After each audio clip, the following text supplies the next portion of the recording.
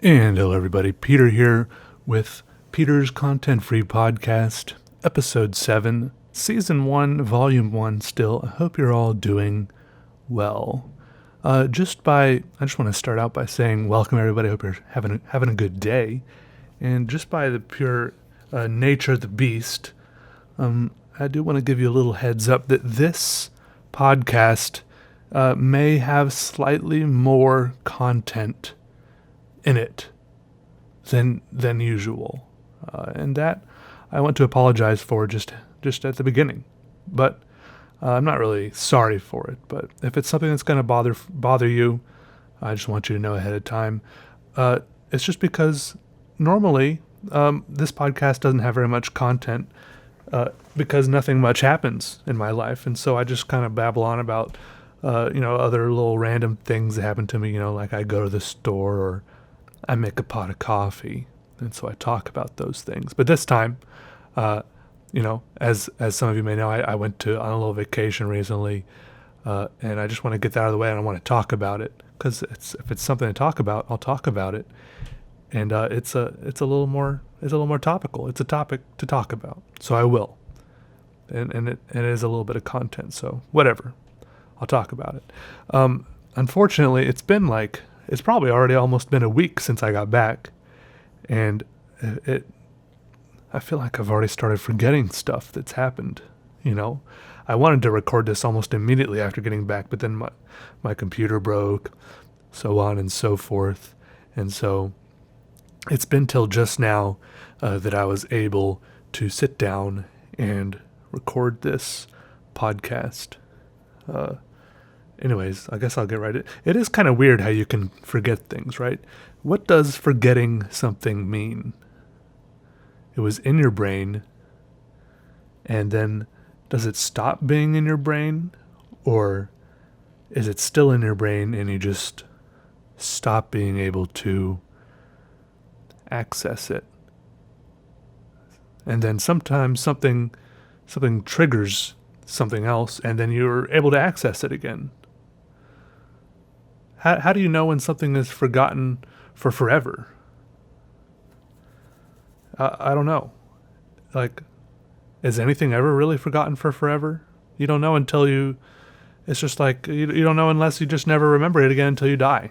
That's the only way to know. And then you don't know because you're dead.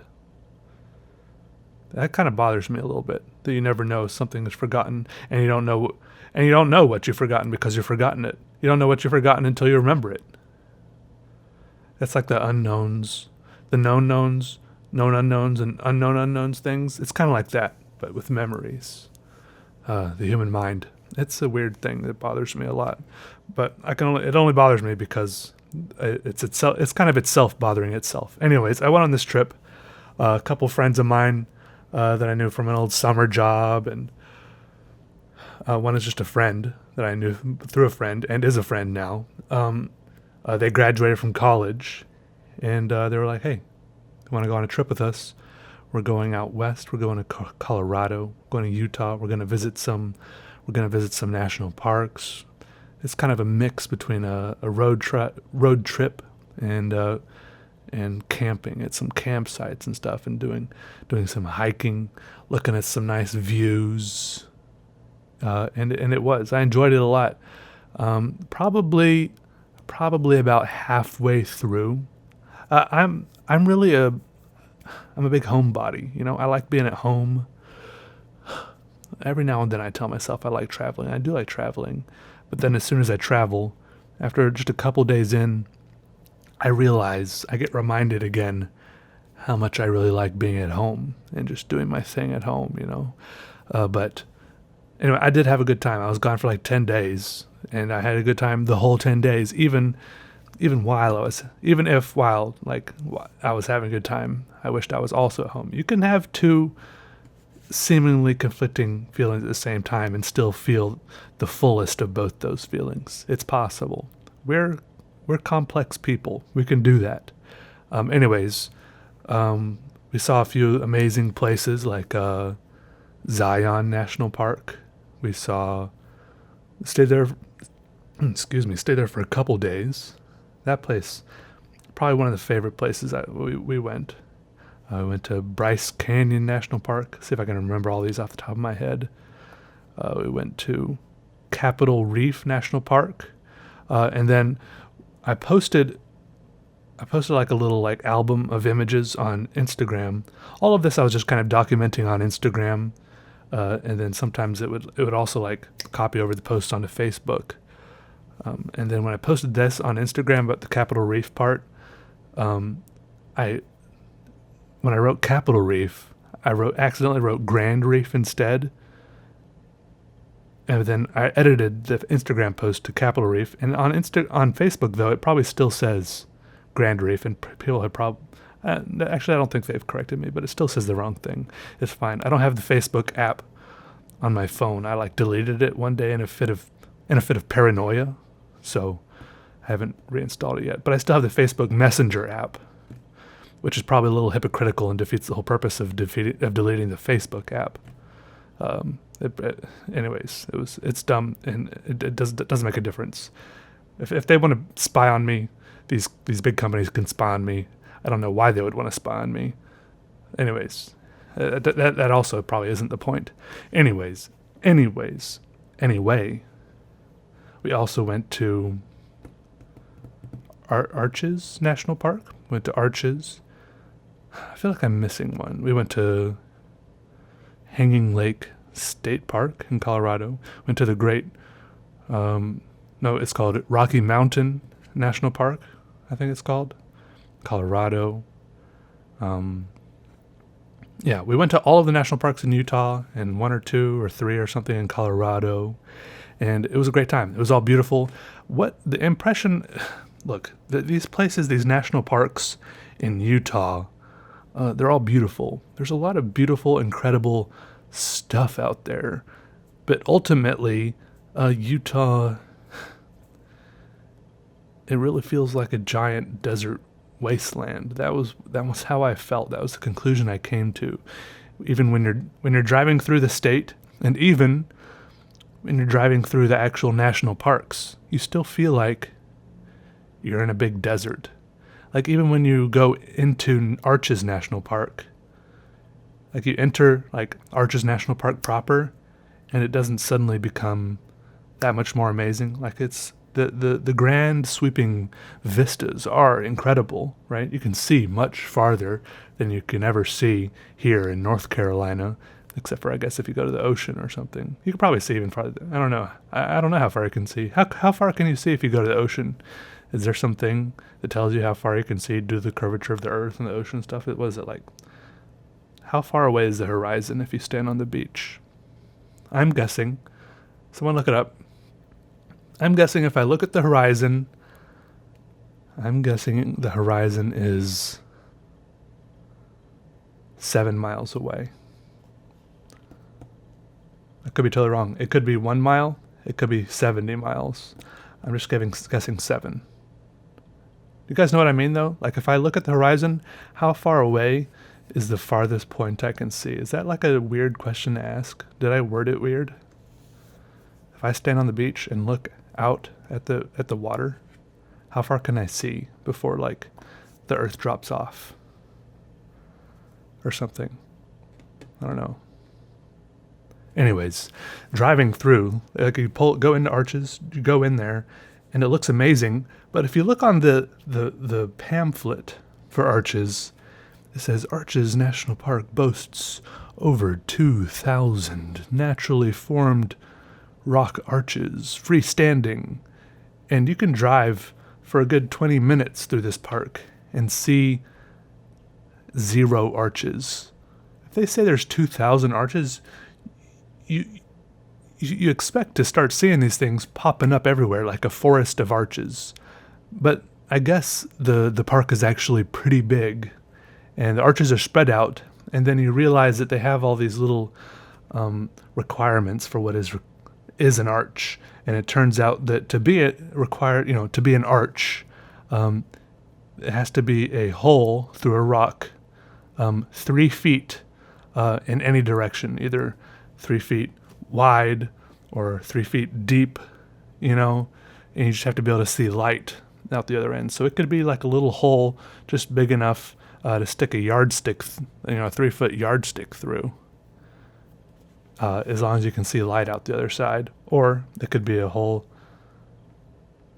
like in a rock. You could stick a yardstick through long ways, like sideways. I don't know. Anyways, most of the arches, there are a lot of really big, impressive, mind-bogglingly, it's just crazy arches, very picturesque stuff I'd only ever seen on like postcards and license plates and in textbooks and stuff before. I went up, I touched them, I hugged them, took pictures in front of them, people were standing, I did all sorts of, and it felt good, it was great. They were bigger in real life than they are in pictures, which was a good thing, unlike, like that Salvador Dali, what's that song, what's that picture with the melting watches,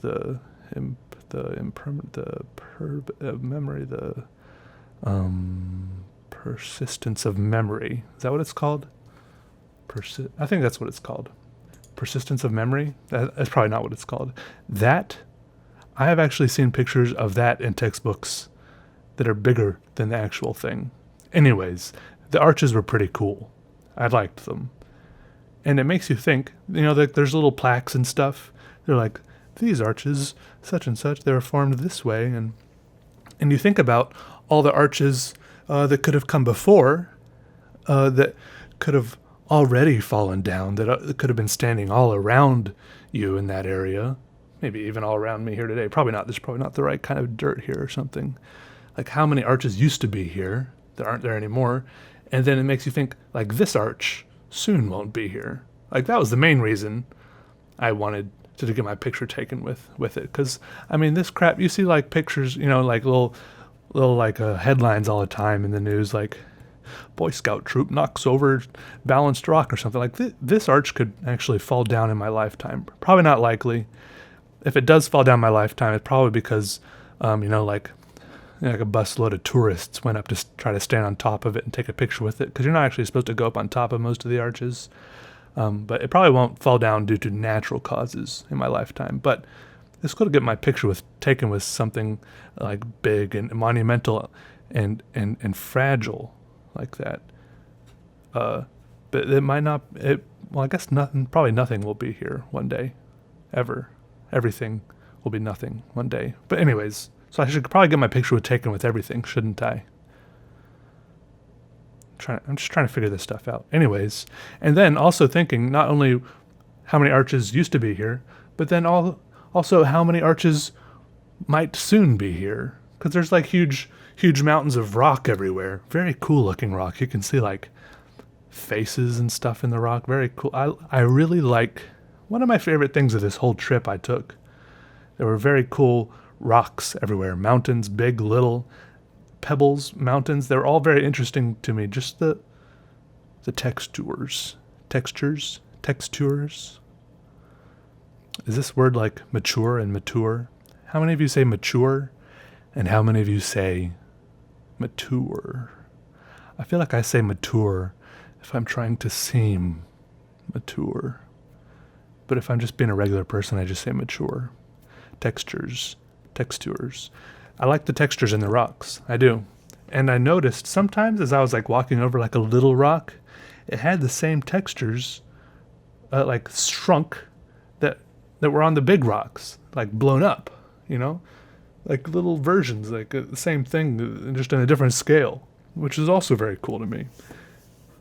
I like using textures in my drawings that I've seen in places like rocks and, like brick walls, sidewalk cracks, my walls sitting here right in front of me. There's little ripples in the paint and stuff. I like that. And so I think I got a lot of inspiration that way. People kept on posting, I posted these little albums, on Instagram and Twitter, Facebook and stuff. They're like, oh, can't wait. Peter, you can't wait to see some amazing landscapes from you, 100%. Like I was definitely going to draw some landscapes now that I had seen land or something. I'm like, I've been looking at my apartment for 2 years, and I haven't drawn this apartment. And this apartment is pretty amazing. And I don't know if my mind necessarily works like that. I don't necessarily see something amazing and draw it line for line. I don't know. It's more like I put what I see into the coffee maker, and then add the hot water of whatever creativity is running through my system, and then we have the coffee, which is my drawing. It's kind of all strained together and boiled, and the beans are the stuff I was looking at, and the bean water is what I draw. Kind of, it's all, I don't know, my metaphor. It's just what I saw is kind of swimming around in my drawings. It's the same thing exactly. I don't ever feel like drawing the same thing exactly as what I saw. That's what I'm trying to say. I feel like I can't talk anymore. It's okay. Fine. Look, I saw amazing things. I'll tell you what my favorite ones were. Zion National Park, I think, was my favorite one. We hiked up to a place called Angel's Landing. It was incredible. It was amazing. There was, I was impressed just how much of the hike, I mean, this probably discredits the hike a little bit, but I was just impressed by how much of it was paved like a sidewalk. I mean, I used to work at a youth camp, which was kind of on a mountain, and I was just discouraged when I had to hike up, go up there and move some rocks or hike a rope up to the cliffs or something. And these guys had, paved a sidewalk up thousands of feet of, hiking cliff and trails and stuff. And, there were all these switchbacks and stuff called Walter's Wiggles. If y'all have ever been there, Walter's Wiggles, that's an impressive trail right there. And then eventually the paved part, just because it was a sidewalk though, I would not necessarily say it was wheelchair accessible. Some parts of the sidewalk were still 45 degrees, inclined. It was pretty crazy. And it was just a sheer drop off. You could just, if you fell off that, you just fall for thousands of feet, just right off, and you'd probably just be atomized at the bottom if you hit the bottom. There's a little plaque at the bottom saying, there have been 14 fallings or something. They have some kind of weird way of wording it, kind of on the nose, but kind of not, saying that people have fallen off and died since, this many people in this long. Anyways, so we went up, and eventually the sidewalk ended, and you had to wind your way up the ridge of this really high, sharp cliff, and part of the way you had to hang on to this chain, and I was really impressed by this chain. You didn't have to hang on to the chain. I did sometimes, just because the rock you were stepping on was kind of soft and sandy and sloped, and if you slipped, you were dead. So I hung on to the chain sometimes, and I was really impressed by the chain because it was very, very hot outside. And this chain was not hot. The chain didn't get hot at all. In fact, I don't know how this chain didn't sit up there in the hot sun all day and not get hot. I don't know. That impressed me. It did. Also, I was also impressed that people took the chain way up there. I think they hiked it up. I don't know. Maybe they did use a helicopter or some sort of machine, but I think they must have hiked it up. I don't know. I talked to, they're every now and then you'd see a park ranger walking around, just someone in these, half of them, I was wearing pants just because, I don't know, I'm a pants wearing type of guy half the time. They weren't hot pants, but I don't know, pants are not a bad thing to wear while outdoors, but the park rangers often were wearing pants and long sleeve button up shirts and some sort of vest, but they also wore those cool park ranger hats, but they weren't rangers, I don't know, they're more volunteers, walking around just beautification, picking up trash and stuff, making sure everything was cool in the park. And we're talking to one of them while we were sitting down in a cool spot of the trail once, eating our lunch, and he was talking about how most of this stuff, now I'm second guessing myself. Well, it either happened in the 60s or the 20s. I don't know why I'm getting those mixed up, 60s or the 20s, but he said that they all lived up there on the cliffs. They camped out on the cliffs and some sort of weird trail building commune, just building it all. And he said he would have given anything to been up there. It does seem pretty cool. Just building those trails thousands of feet up in the Zion National Park and these crazy cliffs, amazing views. It does seem pretty amazing. And then we got up there, and one of my favorite things that we saw everywhere, almost everywhere we went, were these tiny little chipmunks running around everywhere. I don't know if you guys have seen chipmunks before. Probably on TV. Isn't there like Alvin and the Chipmunks? I think those are chipmunks, but these are real life ones. And they're just like the cutest thing to me. They're like squirrels, but smaller and cuter and like less aggressive. And they hung around a lot on the top of this area because that's where everyone stopped and would eat their snacks, and people would feed them, of course. And so that's where they hung around, because if you could get food, even though this at the bottom there was a sign that said there was like a $300 or $200 fine for feeding wild animals, people would still do it, of course. You can't stop people from doing what they want to do. And so the chipmunks would run around, and they would even like run up and sniff your backpack and stuff, because they want your trail mix and your apples and bananas. They want that crap.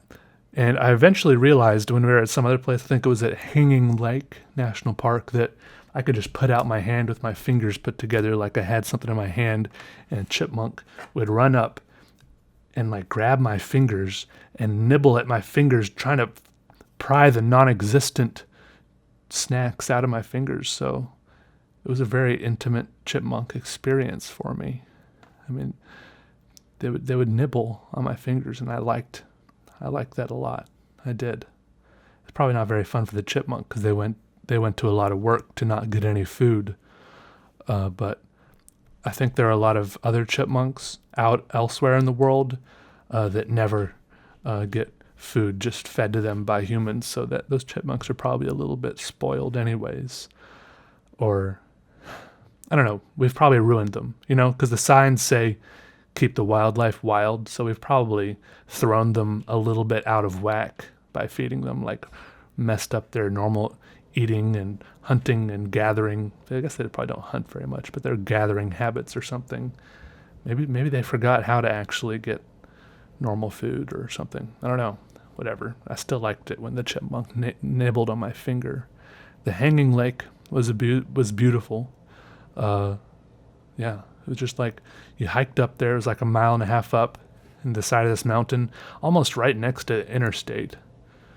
And then you just sat there. Like the whole time you'd hike up, it was very hot, but the trail goes up around this waterfally river going down the whole time. And every time you got near the river, it would get really cool because you could feel just the coldness emanating up off of the river. And it was just like beautiful forest greenery all around you too. It's just like you could hear and feel the river just gurgling and gushing and pouring, beating down the mountainside the whole time.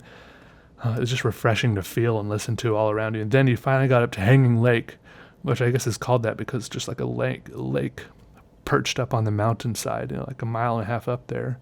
And it's just like these waterfalls going down to this lake, and the lake is just like perfectly glass clear. There's like a couple of logs going across it. You can just sit there and chill. And at first we were a little bit cold because we had just been hiking and there was like some sweat, like evaporating off of us. But then, the sun came out and we just like sat there and we didn't move for quite a while, and nobody talked. We just sat there and lay there. It was amazing. We took some pictures, of course. We all took a lot of pictures everywhere we went. Because my phone has the iPhone 7, which takes good pictures. Every time I post on Instagram, everyone's like, several people message me like, "Hey Peter, what camera are you using?" I'm just like, "It's my iPhone," and it has that portrait mode feature, which like makes your face all crisp and the background all blurry. So it makes it look like you're using like a fancier camera than you really are, with the depth of field and everything. That was pretty cool, except sometimes you could, like around the edge of your face or whatever, you could kind of see where it was messing up. There's like a little ridge around your face where it didn't like make it clear and blurry like it was supposed to. And also, sometimes if your face or part of the foreground, like part of your face was like the same color as the background, it would take like a chunk of your face out and make it blurry, and it looked like you were just missing a chunk of your head. which is kind of creepy and cool. Creepy and cool. Bryce Canyon was cool. I felt like Bryce Canyon, I love the textures there. It felt a lot.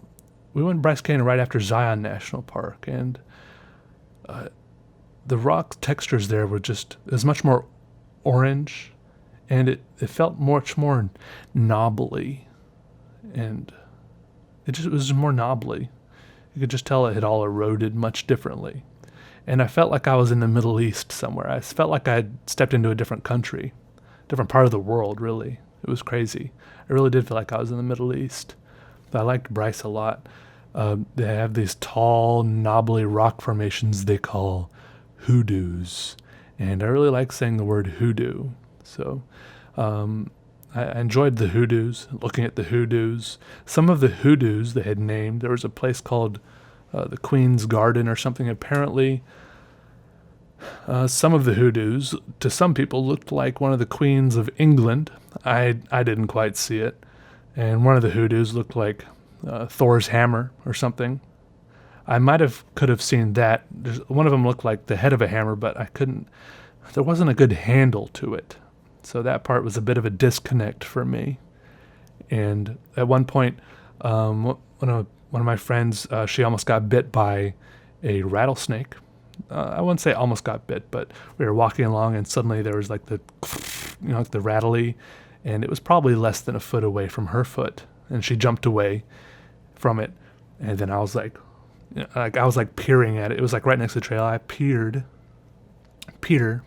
at it, and then like there's like another person walking up the trail behind us, and they started peering at it, and then I might have taken my phone out. I probably did, and more people kind of walked along towards us and saw what was going on. And before long, of course, as people filtered along the trail, everyone formed like a big respectful circle around this rattlesnake as it crossed the trail and kind of struggled its way up this rock. And then one person walked along and like didn't even realize what was going on, and like walked along right next to it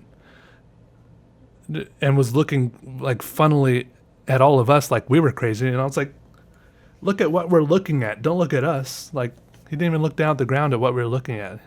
It's like he was like a little bit upset at us for blocking the path or something. Didn't even realize there was a snake there or something.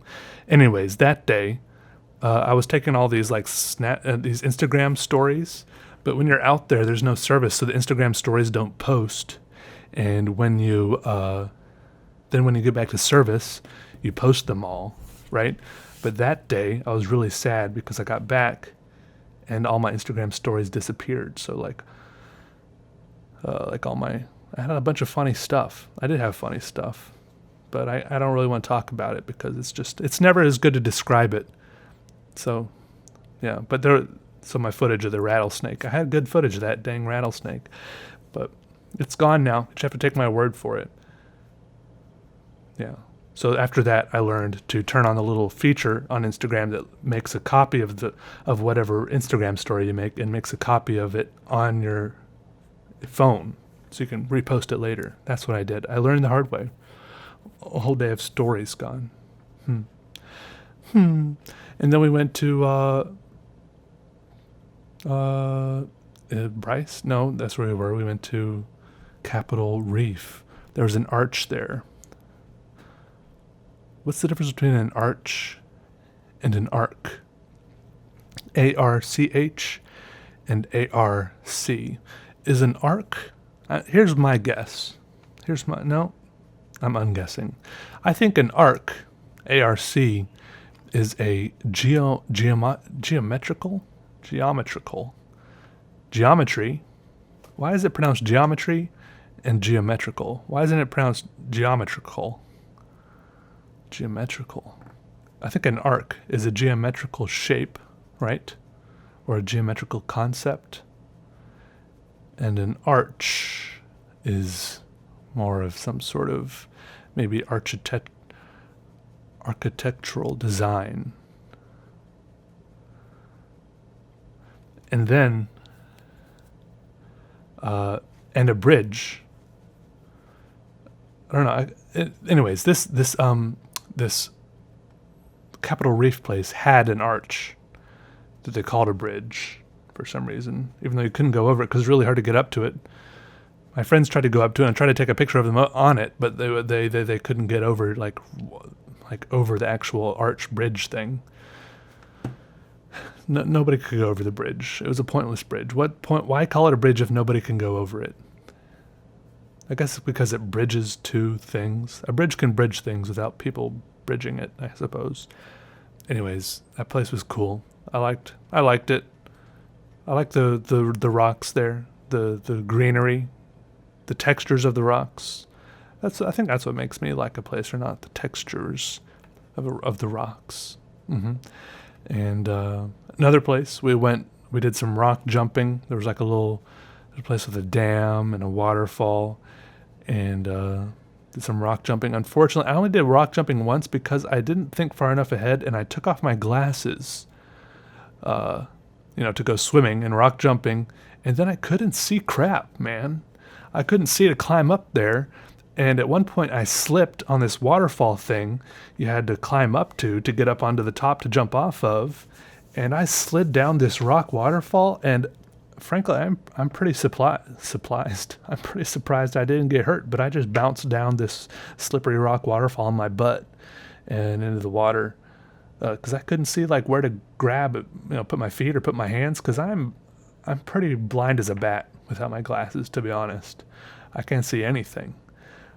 So after that, my friend helped me up, and then I jumped off, and it was fun. But I just jumped off once, just because I was like, I just do it once. I don't feel like going through all that without my glasses on again. It's a bit of a handicap, vision, being mostly blind. I don't know. It's weird, but glasses are cool. What do you think? Here's my two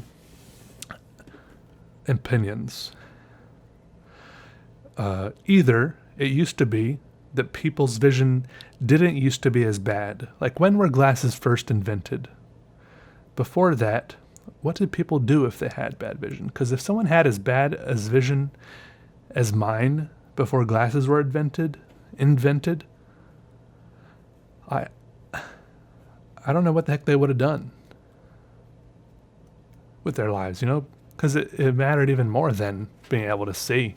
Like, you couldn't go out and like work on a farm or defend yourself. I mean, I guess you could work on a farm. You could see. I mean, you could plow a field with bad vision, I suppose, but you couldn't hunt. You can hardly see who someone is more than 10 feet away unless you hear their voice.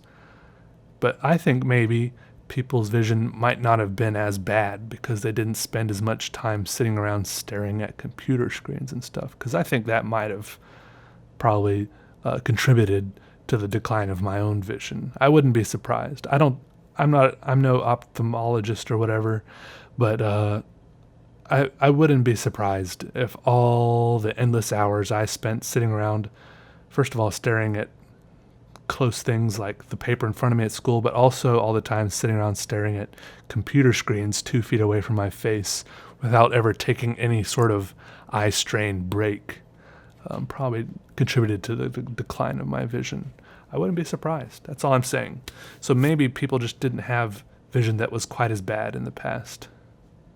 Quite as bad. I'm pretty sure they had vision that was bad because, people still had glasses and stuff back in the day before computers and stuff like that were invented. But I don't know. That really stresses me out, the thought of someone having vision as bad as mine without having glasses. I feel really sorry for that person. I don't even know if that person exists. But you don't hear stories. I feel like that would have been a defining trait of someone. Like, if I existed 1,000 years ago, that would have been one of my defining traits. Peter, the guy who can't really see. That would have, I feel like I wouldn't be able to function very well. But maybe I would have just learned how to get along. I don't know. I just don't know. I have to think about that some more. And I've already thought about it a lot. I have. But maybe I think I've forgotten some of the things I thought about. So I have to rethink.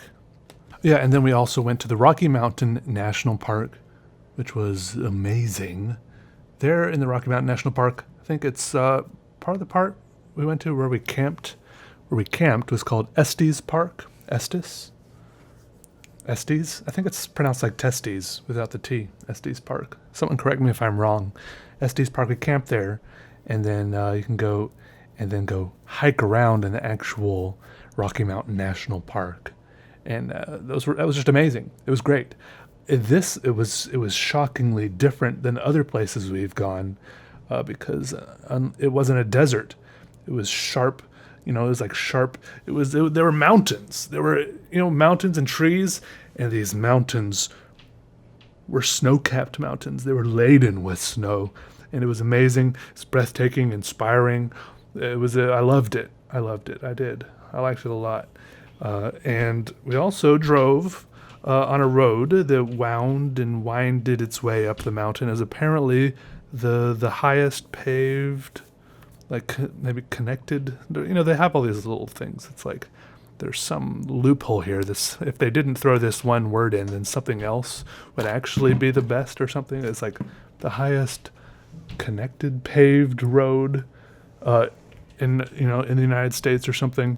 Some road that goes up a mountain that goes to like 12,000 feet high. We drove up that. They even had a visitor center at the very top. It was amazing. It was great.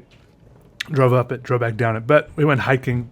The hiking was great. We went up. There were like all these little lakes we went by. It was the Bear Lake Trail we hiked on, and then we went by this one lake. I can't remember the name of the lake. I think one of them was called Dream Lake or something. And then there's two lakes that we went by that were only frozen. They were like frozen on the edges. And then the lake at the top where we finally got to was completely frozen over. I don't think it was frozen over to the point where you could walk on it, but it was like more of a slushy, cracky, frozenish, maybe just a layer of unmelted snow, perhaps, more that sort of thing. I didn't see anyone walking on it, but it was very cool because it was kind of like a little lake. It looked kind of like a little crater lake, like a tiny little crater lake, because everything went up around it. But I guess that's how lakes work. I guess that's. Can you guys hear my neighbors yelling and screaming? I feel like I ask that every video. I guess I'll just stop. But the lake, that little lake at the top of that trail, I loved it.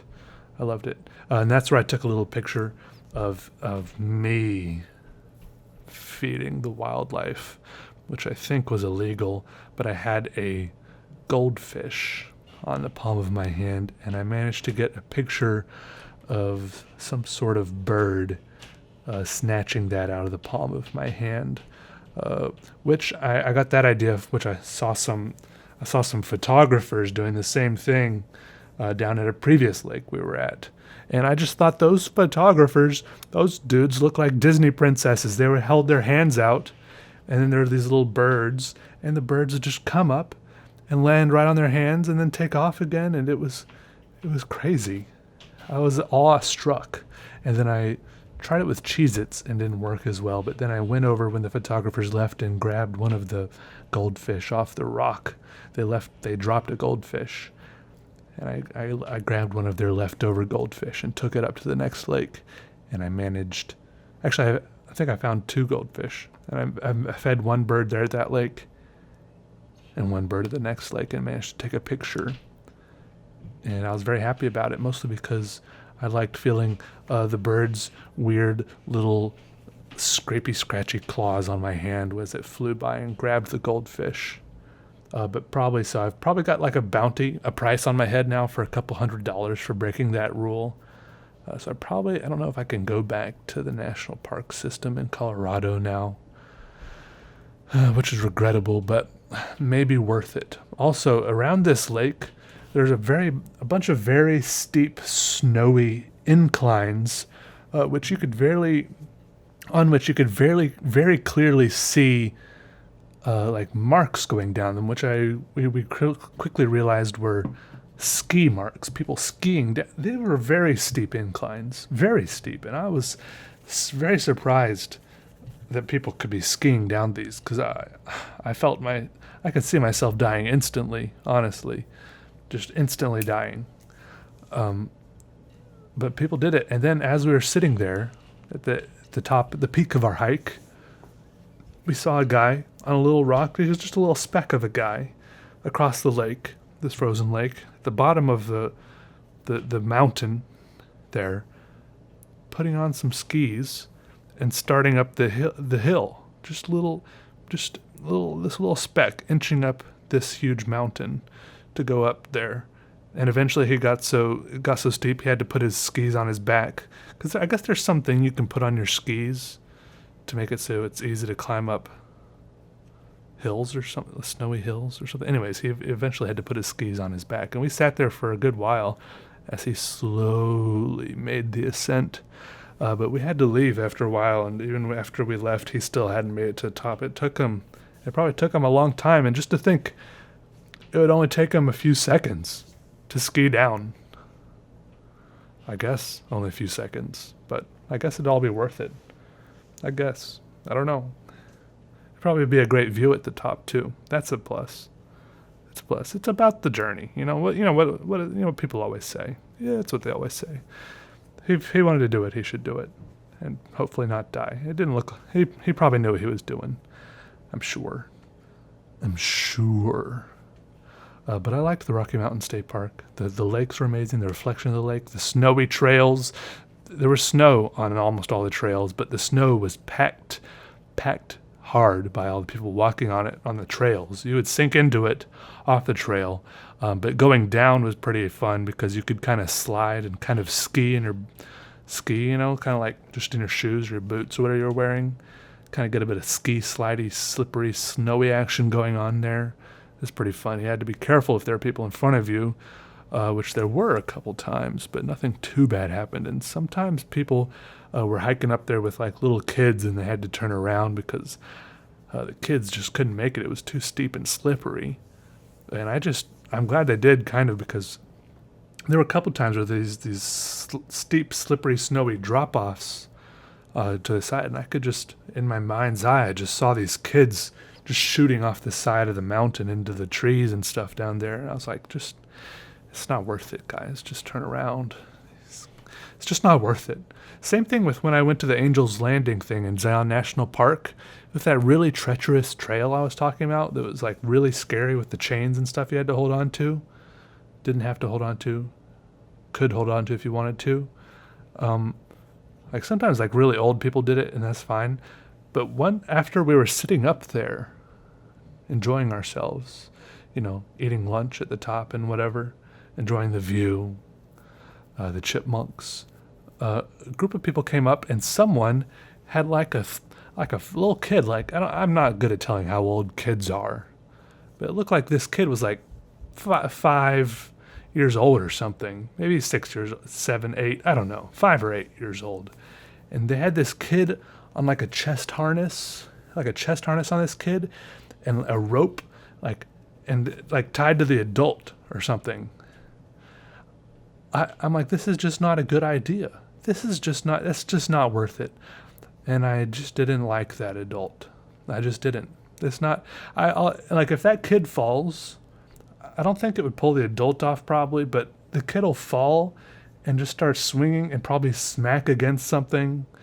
The rope is probably only like 10 feet long, but still, it's just, if you think the kid is going to fall, if there's a big enough chance the kid is going to fall that you have to put a harness on the kid, don't bring the kid. I don't know. That's just my opinion. They can do whatever they want. It's their lives, their kid. But that's my opinion on the matter. Just let the kid fall, I don't know. And then someone else had their kid on an actual string around their waist, and the string kept on getting caught on the chain and stuff, and they kept on like giggling about him and stuff. I'm like, this is not a giggling matter. Y'all could freaking die. But giggle away. It's fine. Just take the string off. Y'all are going to get caught up untangling the string from something. Someone's going to trip on something. It's just not good. I don't know why y'all mess around with strings and straps and harnesses and stuff. Someone is going to pull each other off. It's not going to go well. Everyone needs to be on their own, not getting caught on things. That's my opinion, all right? That's just what I think. All right. That's just what I think. Y'all can think whatever you want, all right? Don't be harnessing people, all right? But it was a good hike. It was good. Going down is harder. It's not harder. It's just different. It's a different battle. Everyone knows this. Hike up, it's difficult. Hike back down, you use completely different muscles. And you better have good shoes, because if you are just smashing your toes into the tips of your shoes with every single step, you're going to regret it. But then it takes so much, especially on this really treacherous trail where it drops off for thousands of feet on each side of the trail. You're walking on the top of a very tall, sharp wall. It's just it takes, I don't know, it's you're so tense to step down these big rocks, and it takes so much, I don't know, it's you use a lot of different muscles that get used in a lot of different weird ways when you're hiking down for a long time. I'm not complaining. I'm just saying it's interesting. It's an interesting juxtaposition. That's what I'm trying to say. But I liked it all. I will say, as much as I liked Rocky Mountain National Park, I liked, I think Zion National Park was still my favorite. I don't know. There's something about that place. Maybe it's because it was the first place we went, but it was still amazing. The Hanging Lake was pretty cool. And you got to be careful when you're driving through these wide open spots. I've heard people talk about it before, but I've never been in this situation. Hearing people talk about it and being in a situation yourself is an entirely different thing. The car we were renting has a little feature. My car does not have this feature, but it had a little feature where you can press some buttons, whatever, and it tells you your range that you have left, the amount of miles you can go with the amount of gas you have left in the tank, right? And realized we were driving through the night, trying to get to Zion. We're driving through Utah, I think, and we realized the gas tank, the needle, it was heading towards empty. We clicked it over, and it said we had 77 miles left on the range. We're like, yeah, that's pretty far. Surely we can find a gas station before then, right?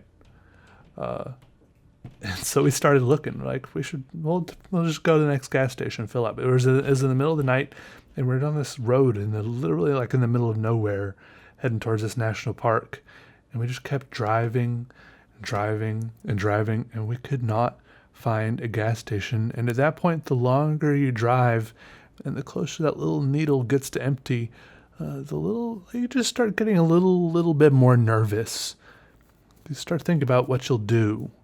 Should I stop somewhere obvious right before I run out of gas so that I don't run out of gas in a bad spot, so that I can wait till morning? I have AAA, so I guess I'm pretty sure AAA still works out there. You can call AAA whenever. So I could have called AAA, I guess, if they'll bring you more gas. I'm pretty sure. I've never actually run out of gas before. I think one time I was with my parents and we ran out of gas one time, but we walked to a very close gas station, so it wasn't that traumatic of an experience. But we ended up finding a gas station with 10 miles left on that little range thing. Some little a little town called Panguitch. I think that's what the town was called, Panguitch. So we filled up, and it was very relieving. It was. I wouldn't say it's scary. It was a little bit nerve-wracking. Because where's all the dang gas stations? And then at that time of night, too, it's 3 o'clock in the morning, 3 or 4 o'clock in the morning. Sometimes gas stations turn off their pumps, they turn off all the lights inside the gas station. Sometimes the pumps are turned off, too. The gas station we went to, the inside was turned off, but thankfully the pump was still on. It still took our card or whatever. We were able to fill up and top off the tank and continue on our journey. Because when you go to these campsites at Zion National Park, you've got to get there early so that you can get a spot. You got to get in line so you can get a spot when one opens up. Because we weren't camping out in the middle of absolutely nowhere. We were at actual campsites, more or less living out of the car and sleeping in tents. That's kind of what we were doing. That's how we were going about it. So we weren't truly roughing it. We're not doing that. We're staying at like campsites, which I mean, it's just a different experience, and I still enjoyed it a lot. It's like a little bit less stressful, and the campsites are nice because they have bathrooms, and some of them, depending on where you are, they have showers and stuff like that. And you can go and refill your water bottles at the little pump things, and so it was good. And all the campsites are usually close to like the trailheads and stuff, or if they're not, they usually have a shuttle to the various trails and stuff like that. So it's all very convenient, and it's a good time. It's a very good time. It's great. I enjoyed it. There's something else I wanted to say. There's always something else I want to say, and I think of the things I want to say while I'm not sitting here trying to say them. That's the problem. That is the problem. Well, maybe I'll just say them later. But I had a good time. Visited a friend while I was in Chicago. I did. No, not Chicago. Colorado. Denver. That was good. It's always good to meet old friends. It was a friend from Chicago that I knew when I was in Chicago. So that was cool. And just a good time all around. I recommend it to anyone. Just be prepared for just the wide open desert. It's just most of Utah. No offense to Utah, but it seems like most of Utah really is just a desert.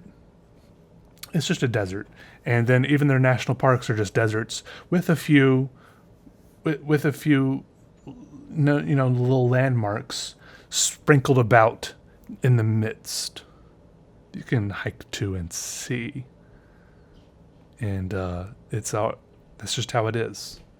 It is cool that they've portioned a lot of it off as national parks. I support that. I guess to like keep people from building stuff on it, to preserve it for future generations. So for nature. What I don't understand is, aren't we part of nature? I don't know. I guess we have to.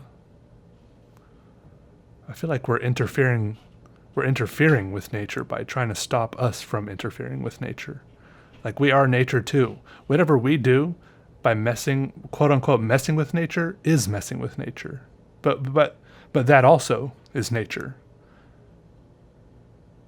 Like us, like all our crap we do to the earth is also nature. Like if we like set off like a nuke and like fry half of the world, that's also nature, because we're in the world and we're nature too. If a beaver went and chewed down and knocked over a tree, you wouldn't try to stop a beaver from doing that, because you're like, beaver, stop destroying nature. I don't know. That's my opinion. It's not a good opinion, I don't think, but the world is not going to stop being here anytime soon. The world's just going to keep doing its thing. Worst case scenario, humans wipe themselves out, and the world will keep on being the world. Nature is whatever. I don't know what I'm talking about anymore. I have to go stand in the shower and think about it. Yeah. Anyways, I rebuilt my computer. I built a new computer. It's not crazy. It's better. It renders things faster. Like when you make a video and it renders what used to take like 30 minutes to render, now takes like 4 minutes. So that's good. And it's like less glitchy and slow, like when I'm actually editing the videos. So that's good. That's encouraging. That's fun. It's like a bittersweet thing whenever I build a new computer, because I wanted the other computer to last forever. And I don't like spending money to build a new computer. But it's also nice to have a new fresh power. And I like the fresh start. That's cool too. But also on the other side, I don't like having to reconfigure everything and set it all up again and re-log in everything and like re-download everything and all these drivers, all these things for the last 3 or 4 years or whatever, since I got the other computer, that I had been slowly downloading all these programs and setting it all up and configuring it all. Overall, all that stuff, all that work I've been doing over the last 3 years, I have to do it all at once again or figure it all out. I don't know. It's going to be fine. It's just how it goes. Anyways, that's what I wanted to say. Everything's going good. I I was building the computer on my floor in front of those two big drawings I did the two big two-piece drawing I did with the Sharpies on the big paper, and the maintenance people came by from the apartment to replace my air filter for the air conditioning, and they just came in because I was doing this all on the floor and I had like cameras and lights everywhere because I was doing like a little stop motion video, some of it, which I kind of abandoned doing. I was doing stop motion for like the beginning of my computer building progress. I was like, yeah, I'm going to stop motion all this. Then I just kind of abandoned the whole process because I got too caught up with building the computer and fed up with some of it, and it was just taking way too long to stop and take pictures every, like 10 seconds or whatever. So I stopped. But anyways, I was building this computer right in front of all this, and the maintenance guys came over, and this guy, he was like totally enraptured. He was just standing in my front door, and he was totally enraptured by that big drawing I have sitting there in my front room, the big two-piece drawing I have. And he was just like staring at it. He was like just telling me all these separate things he saw in it. He's like, man, I see like a face over here. This looks like, I see some ribs. That looks like a god right there. And that looks like this and that. How did you think of all this stuff? And he kept on going on and on and on, and he's like, man, tell you what, in a different lifetime, in a different state of mind, I could have looked at that forever, if you know what I'm talking about. I was like, yeah, I know what you mean, man. All right, see you later. And I had to like close the door in this guy's face because I feel like it would have stood there forever talking about this drawing. I want to like keep building my computer. Anyways, he just gave me usually they come in and like replace the air filters for you. But then he like saw this crap, all this like equipment and stuff I had like strung up everywhere in my apartment. They saw it all and they're like, how about we just give you the air filter and you know how to replace it yourself? I was like, yeah, you just give it to me. So they just gave it to me, and I still haven't replaced it, but I will do it. Anyways, I think that's about all for now. I'll think of more things to say, and I will put them in the next content-free podcast. Thanks for hanging out, everybody. Hope you'll have a good day, and a good day after that, and after that. It's everything's gonna be okay. I hope so. I really hope so. I think so. I believe so. Okay. Goodbye, everybody.